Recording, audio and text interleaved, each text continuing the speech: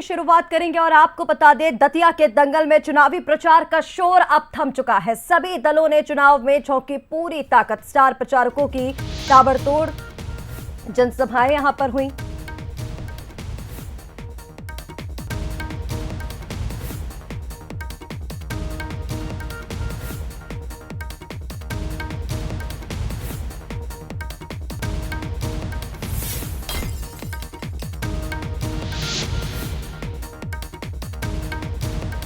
सभी राजनीतिक दलों ने प्रचार के आखिरी दिन अपनी पूरी ताकत झोंक दी। मुख्यमंत्री डॉक्टर मोहन यादव ने यहां पर रोड शो किया, तो वहीं अब घर घर जाकर के जो दिग्गज हैं वो वोट मांगते नजर आएंगे। डोर टू डोर कैंपेन जो है उसकी शुरुआत होगी।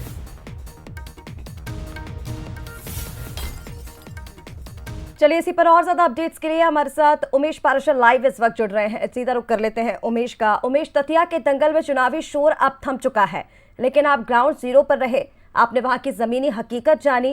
क्या आपको जानने को मिला है? दतिया की जनता के मन में आखिर क्या है? देखिए, इसका जो है दतिया का दंगल में जो चुनाव प्रचार है आज वो पूरी तरह से थम चुका है। यानी कहा जा सकता है कि जो कई लंबे समय से जो चुनाव प्रचार चल रहा था उसका शोरगुल अब पूरी तरह से बंद हो चुका है। जिस जगह पर हम खड़े हुए हैं वहाँ पर अभी 4:30 बजे तक जो है तमाम जो शोर, चुनावी शोर, वो देखने को मिला, लेकिन अब ये शोर पूरी तरह से थम चुका है। इसके साथ ही जो निर्वाचन आयोग के जो नियम हैं उसको लेकर जो कलेक्टर ने आदेश जारी किए कि जितने भी कार्यकर्ता हैं, चाहे वो किसी दल का हो, उनको जो है दतिया की सीमा से बाहर जाना होगा। होटल, लॉज, जो भी कार्यकर्ता रुके हैं उनको सबको खाली करना होगा। जो भी वाहन चुनाव प्रचार में लगे हुए हैं उनको सबको जो है कार्यालय में रखना होगा।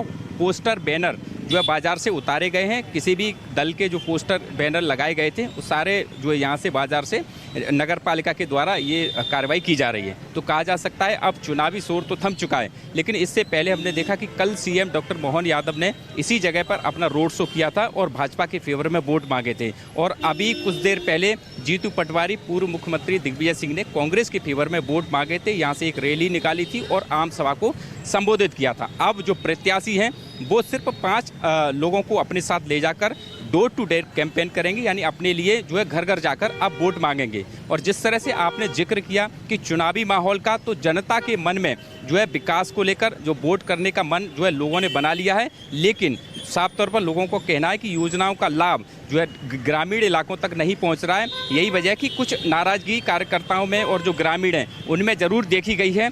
जनता 3 तारीख को किसको आशीर्वाद देती है ये तो देखना दिलचस्प होगा, लेकिन इस बार जो दतिया का दंगल है वो काफ़ी दिलचस्प होगा। दोनों ही दलों ने माना है कि मुकाबला चुनौतीपूर्ण है। कोई भी दल ये नहीं मान सकता कि हमारी जीत होगी, लेकिन दोनों ही दल अपनी अपनी जीत का दावा कर रहे हैं। अब देखना यह होगा कि 3 तारीख को दतिया की जनता किसको जो है दतिया का जो प्रमुख है, दतिया का विधायक है, वो चुनकर आती है। लेकिन दतिया के लोगों में जो है खासा उत्साह इस चुनाव को लेकर है। जातिगत समीकरणों की बात की जाए तो यहाँ पर जो है ओबीसी जो वोटर हैं उनका बाहुबल है, तकरीबन 90,000 वोट हैं।